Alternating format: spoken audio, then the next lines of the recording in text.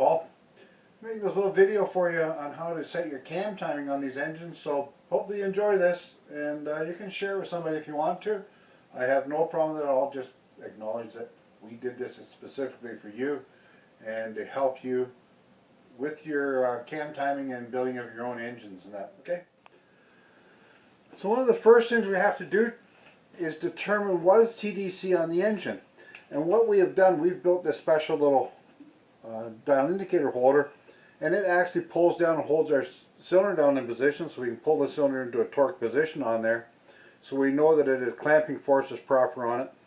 And then what we do is we turn the engine over in the direction of rotation, and we watch the needle on here as it comes up to its highest point. And right there we're going to see that needle rocker back and forth just a little bit, and that's going to be our highest point that we are going to get. It stops right in that spot, so we know that that is true top dead center. Now, so now what we do next here is we've mounted our degree wheel on the front of our engine, and I take a normal piece of welding rod, and I'll take this piece of welding rod and I'll bend it wherever I have to bend it to fit it. So what I have done is I've taken and I've bent this piece of welding rod, I've bolted the top of my block, I've brought it down now, and what I've done is I've actually brought it up and bent it so it goes to true zero on the degree wheel. So I know this is my pointer now, and I can bend this pointer where I need it to get it to exactly right, but I choose just to get it there. Now I'm on my point, I'm on zero on my degree wheel. We've set the piston at TDC, we know we're locked there, so now this degree wheel and this pointer is going to be our reference after I put my cylinder head on. So the next thing. Okay, Paul, what we're doing here next is I put the heads all on the engine, and I've made sure that I've adjusted the valves. Now you got to adjust the valves on both sides of the engine, because if you don't, what happens is the valve springs on this side push the cam over in the block a little bit and doesn't give you a true reading.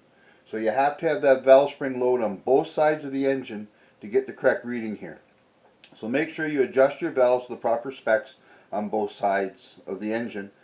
And then what I do is I take and I mount this little plate on here. It's just a piece of flat plate that's bolted onto one of the rocker arm studs there.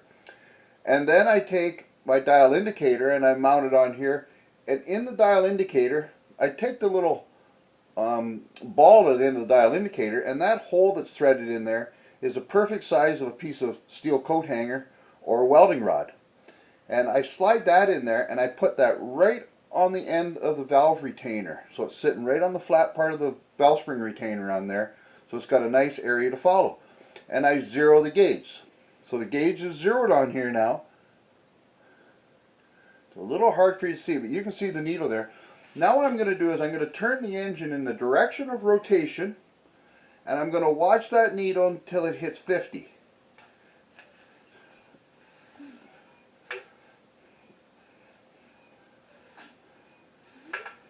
Now there it goes, there's 10, 20, 30, 40, 50. Now the needle's gone to 50 on the dial indicator. So on the cam specs, it'll tell you that it wants to see what the intake, as I'm on the intake valve opening is at 50. So that's gone down 50 thou. And I'm going to read on my degree wheel that we put on here that we had zeroed on it. And I'm going to read what that is, and I'm going to record that here 11 degrees before TDC. So I record that, and then what I do is I will keep going in the direction of rotation, and I will go all the way through my lift. I can check my cam lift and everything else I'm going through here.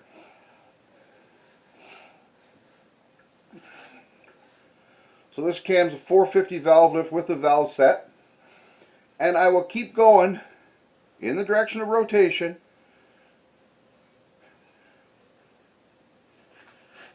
until I get back to my 50 again. Now if I go too far, it's just going to go back to zero, and I can come back, go past 50 to take the slack out of the gears, come back to my 50, and now I'm going to record that reading, and that's going to give me my intake lobe setting of the camshaft, and I'm going to change it from there. So you can see the pointer that I put on here is actually pointing at 132 on the gear. It's not 132 degrees. What you do is you count backwards from 180 degrees. So 180 is down here. So I'm going to come back 10, 20, 30, 48. And I'm going to record that at 48. So this is telling me that this intake valve, when it's opening and when it's closing. So on the front here, like I said, we're at that 132 degrees, which is 48 degrees before bottom and center. So we can look at our cam specs here and we can see where it wants us to close on your timing chart you get. We can move these around a little bit to tailor the engine to where we want it to operate, because we can advance it or retard it a little bit. And sometimes I get on the dyno, I'll actually play with this and move this around a little just to see where that engine is happy with that camshaft.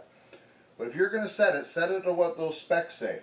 It's important that last number there of this here, 48 degrees, becomes important, because what happens, that tells me when the intake valve is closing. And as soon as the intake valve closes, I can begin compression. I can't begin compression until that intake valve closes. We can go through the front oil pump hole, and in the front oil pump hole, we can get at these bolts in there. And we could take these bolts out, and these little discs that are in here that come with your cam gear are offset. And so we could change those to move this cam gear a little bit, which does actually move the cam. And we can change that a couple degrees. So if you find that you're out by 2 degrees or so, or 4 degrees, and you want to change that, pull your oil pump out. I don't put my oil pumps in until I'm done doing my cam. It's the last thing I put in before I put the front pulley on. If I didn't like where this is right now, then what I would do is I would pull those bolts out. Quite often I just put one bolt and one shim in it when I'm building it. Get all my specs all set, and if I don't like it, I'll pull that shim and bolt out, move the cam a little bit, put a new shim and bolt in, and redo this, and see if I can get that to where it wants to run. Are going to say, you're probably using the webcam in yours. I'm not sure which one you're using, but this one here is for a 109. It wants that intake to close at 55 degrees. I'm closing at 48. I got to move it a few degrees on there to change it.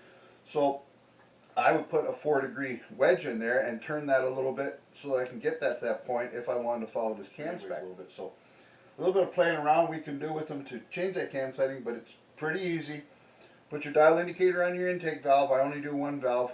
I can check the other lobes if I'm checking a new cam that's ground. Sometimes I will check cam manufacturers and make sure they've grounded to the way I want. But once I know my cam grinder I'm using, then I will check the intake. I always want to set up the intake because that's where I'm going to make my power from. I don't make a power on exhaust. I scavenge on exhaust, so it becomes important. But I want to know what's going on that intake, and I always set that one. It's more important than the exhaust when we're building these air coolers, because well, we're trying to bring our fuel in through a straw. So if it's not right, go in the oil pump hole, remove the bolts of the cam, move the cam a little bit, put a shim back in it, and then try it again. Remember that by moving that cam and moving it around too much, I don't know who's done your heads or how close your valves are to your pistons, but you get into some of these cam profiles that some of these guys are using, and the valve interference to the piston is very close. So make sure that you're checking that also, that we don't want to run into problems with that.